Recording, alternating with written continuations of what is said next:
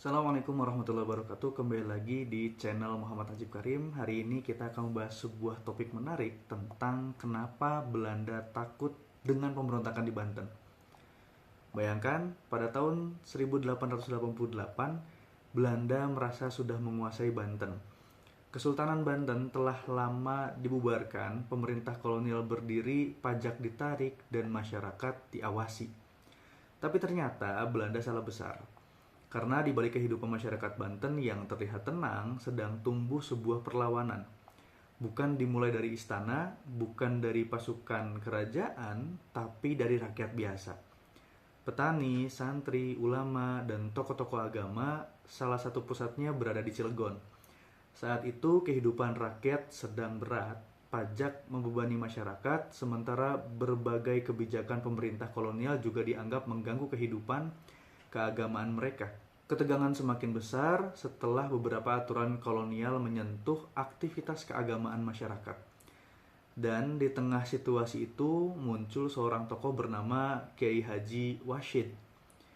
Beliau bukan sekedar pemimpin agama, beliau memiliki pengaruh di tengah masyarakat. Jaringan para ulama dan tarekat kemudian menjadi salah satu sarana komunikasi untuk mengumpulkan orang-orang yang memiliki keresahan yang sama. Belanda mungkin mengira ini hanya keresahan masyarakat biasa. Tapi ternyata mereka keliru. Pada malam 9 Juli tahun 1888, perlawanan dimulai. Ratusan orang bergerak menuju pusat pemerintahan Cilegon. Target mereka bukan sembarang tempat, mereka menyerang simbol-simbol kekuasaan kolonial. Dan dalam waktu singkat, sejumlah pejabat Belanda tewas. Pemerintahan kolonial yang selama ini terlihat kuat mendadak dibuat kelabakan. Perlawanan bahkan tidak berhenti hanya di Cilegon. Gerakan serupa muncul di sejumlah daerah sekitar Banten. Inilah yang membuat Belanda takut. Karena masalahnya bukan sekedar jumlah pasukan, tapi jaringan masyarakatnya. Ketika seorang pemimpin ditangkap, masih ada ulama lain ketika satu kelompok dibubarkan.